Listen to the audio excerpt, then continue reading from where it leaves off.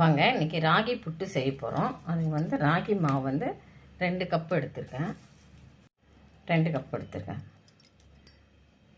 தேவையான அளவு உப்பு போட்டுக்கலாம். இந்த புட்டுக்கு தேவையான அளவு. நிறைய தண்ணி போட்டுவிட வேண்டாம். கொஞ்சம் கொஞ்சமாக தெளித்து பிசைஞ்சிக்கலாம். புட்டு மாவை நிறைய போடக்கூடாது. கொஞ்சம் கொஞ்சமாக தெளித்து நல்லா பிசறி வச்சுக்கலாம்.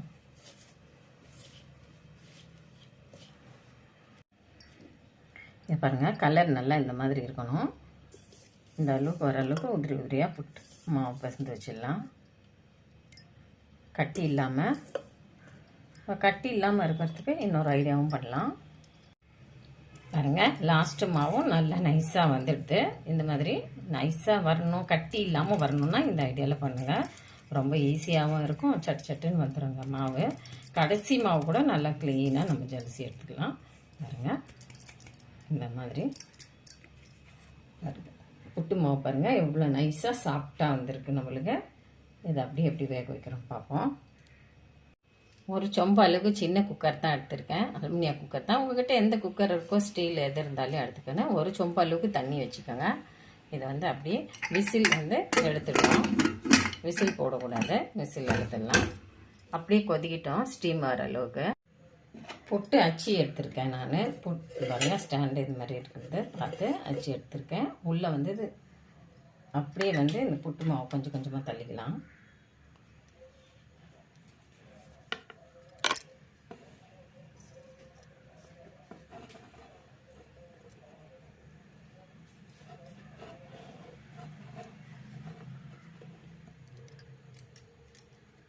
பாருங்க, நல்லா ஃபுல்லாக கொட்டிட்டோம். இதை அப்படியே மூடி வச்சிடலாம்.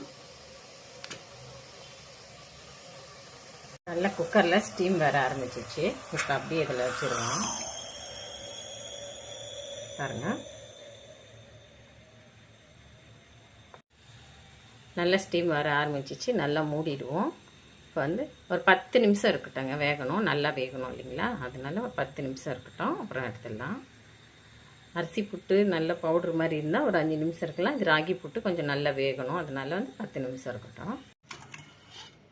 பாருங்கள், ஃபுல்லாக நல்லா வெந்துட்டுது. பாருங்கள், கலரை நல்லா மணலாக ராகி மாவு புட்டு ரெடி ஆயிடுச்சு. அப்படியே எடுத்துடலாம். இதை பாருங்கள், சூப்பராக நல்லா மணலாக வந்துக்குது ராகி புட்டு. நம்ம நார்மலாக காட்டன்லாம் வச்சு செய்தா இந்த மாதிரி வராது. நல்லா இந்த பாருங்கள், அச்சியில் செய்தோம்னா புட்டு அச்சு வச்சு நல்லா இந்த மாதிரி மணலாக வரும் புட்டு நம்மளுக்கு சாப்பிட்டா.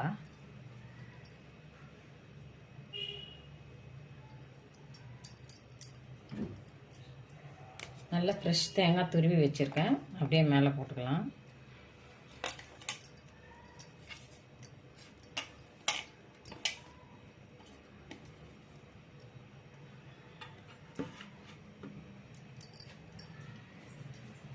தேவையான அளவு சர்க்கரை போட்டுக்குவோம். 5 ஸ்பூன் அளவு போட்டுக்கலாம் சர்க்கரை.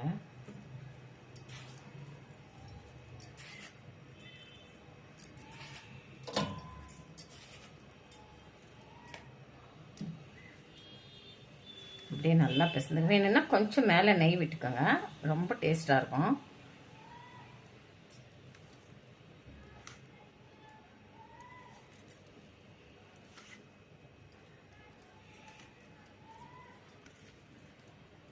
சூப்பராக நல்லா ராகி புட்டு ரெடி ஆயிடுச்சு. பாருங்கள், சாப்பிட்டா நல்லா மணலாக.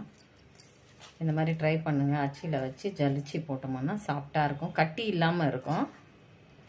இந்த வீடியோ பிடிச்சிருந்தா லைக் பண்ணுங்கள், ஷேர் பண்ணுங்கள், சப்ஸ்கிரைப் பண்ணுங்கள். மறக்காமல் பெல் ஐக்கானை கிளிக் பண்ணுங்கள்.